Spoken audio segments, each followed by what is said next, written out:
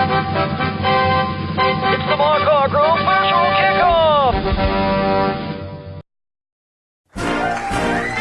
Hello, and welcome to the Mark Hargrove Virtual Kickoff event. I'm your virtual host, George Washington. What? Haven't you ever heard the saying, money talks? As an expert on the US dollar, I wholeheartedly support Mark Hargrove. I know he's on a mission to put more of me in your pocket so you can have a better future and sleep easier. By the way, do you know why I have trouble sleeping? Because I can't lie. Oh, that's rich. Speaking of rich, there's good economic news. The Democrats in Olympia are out of session. So quick, give some money to Mark while you still have some.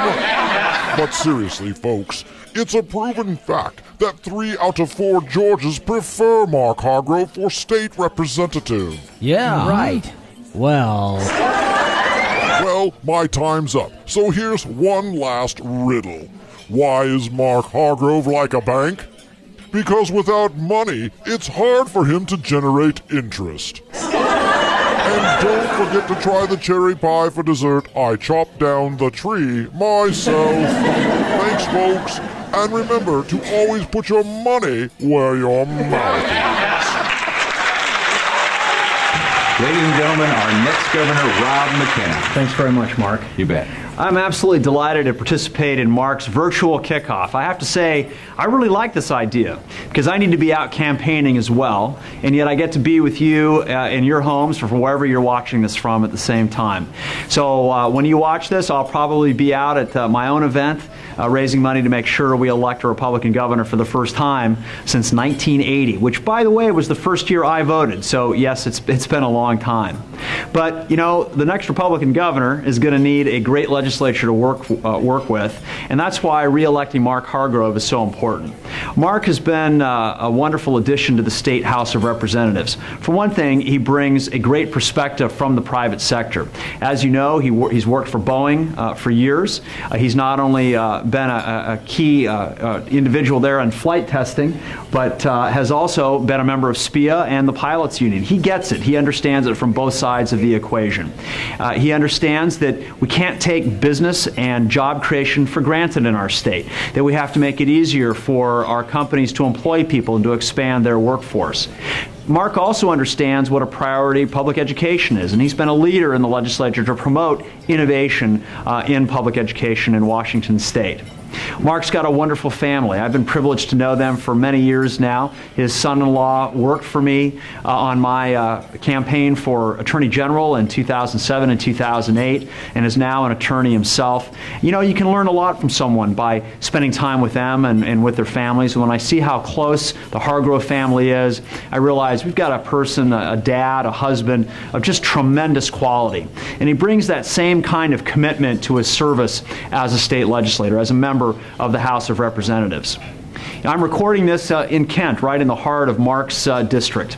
Mark understands this community. He understands what the people in this community want. They want good schools, good jobs, government that's not too intrusive or too expensive. They want a chance to live their lives and raise their kids in communities that are safe and give their families opportunities for the future. We're going to partner together really well, Representative Hargrove and I will. We're going to take this state in a new direction. We're going to reduce our unemployment rate by supporting private sector job creation. We're going to require reformed and innovative public schools, support higher education, and we're going to work hard to reform state government to make it work better for all of us. That last area, reforming state government, is an area that I think is particularly important and one where Mark Hargrove will be a tremendously powerful ally. Because the fact of the matter is, Mark understands from his experience in the private sector how we can make state government work better.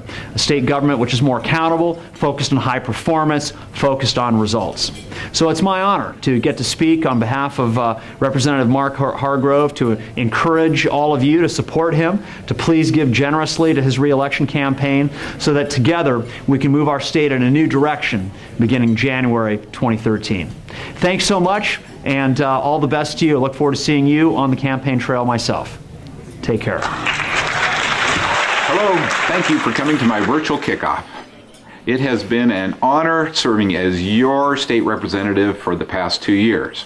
There are a lot of great people in the legislature. The challenge is that the Democrat majority in the House, the Senate, and the governor's office seem to be confused about what government's real purpose is, and I believe, as do most of you, they've been leading us in the wrong direction. Our founders knew limited government that left us free to raise our families, run our businesses, and live our lives as we see fit was what would ensure continued prosperity for our country. As your state representative, it has been my privilege to stand for the principles and time-tested values that have made Washington a great state, and with your help and support, I will continue to fight for our schools, public safety, small businesses, and our families. Now, if you look at the history of state spending, you can see that our state government is anything but limited. The spending bubble over the past 8 years of one-party Democrat control has really been out of control. Beyond this, you can see that as our government has grown like crazy over the past 30 years, how our operating budget has increased from $6.5 billion per biennium to over $31 billion. If our government and associated spending had only grown at the combined rate of inflation and population growth, our operating budget this biennium would only be about $22 billion. What can government do with that extra $9 billion? A lot. But now you're thinking like a politician. What if instead that $9 billion was left in the hands of the people to buy more goods and services? And those businesses had to hire more employees who would buy more goods and services, and so on. That is the way to get Washington working again. That is the way to help our neighbors out of the troubles they're facing.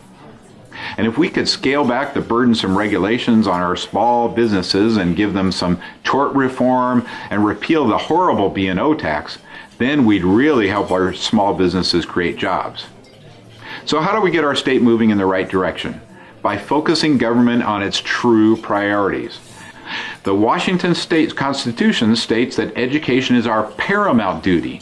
That's why I co-sponsored legislation to fund education first, as a separate budget, before we look at any other areas of government.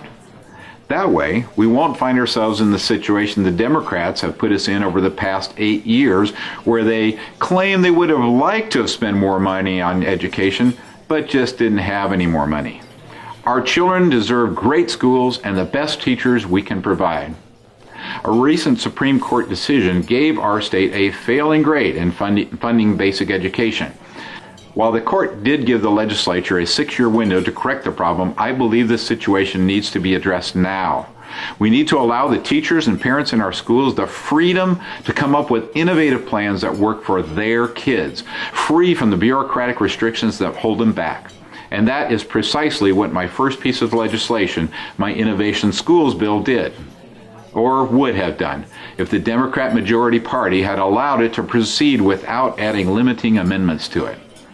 And our second priority must be public safety, our police, firefighters, our 911 system, and our prisons. Our founding documents are all about protecting life and liberty, because if we are not safe to go out of our houses, most other things won't matter. We all know we work best as a society when people rise up to help our neighbors in need. We do have an obligation to protect our truly most vulnerable who have nobody to help them. These are the priorities of government we must fund first. They should never be held hostage for a tax increase. Our budget can shrink, leaving more money in your pocket to get our economy moving forward again. It's absolutely critical that we elect a strong conservative Republican majority this year so we can bring responsibility and accountability to our budget process. I am committed to these priorities and will stand against the waste and continual calls for tax increases, especially to pay for such unimportant things as a $500,000 viaduct museum or to pay middle-class Washingtonians to carpool to work. The House Republicans put together a budget this past session that really did fund these priorities first, but it was largely ignored by the Democrat majority. With your help, involvement, and financial support, that won't be the case next year, because with your help, I'm going back to Olympia as part of a new Republican majority with a great new Republican governor who all really do understand what government's role is. And we, the people of Washington, will get our state moving in the right direction. Thanks, and God bless. Hi, everyone. In keeping with our theme of not wasting people's time and money for the campaign kickoff, they've hired me, Sandy Hargrove, Mark's wife, to be tonight's closer and to make the big ask. Nobody knows better than I how hard Mark works at being our representative or at campaigning. From the time we started dating and throughout our marriage, we have always done everything together. If we need milk, we go to the store together.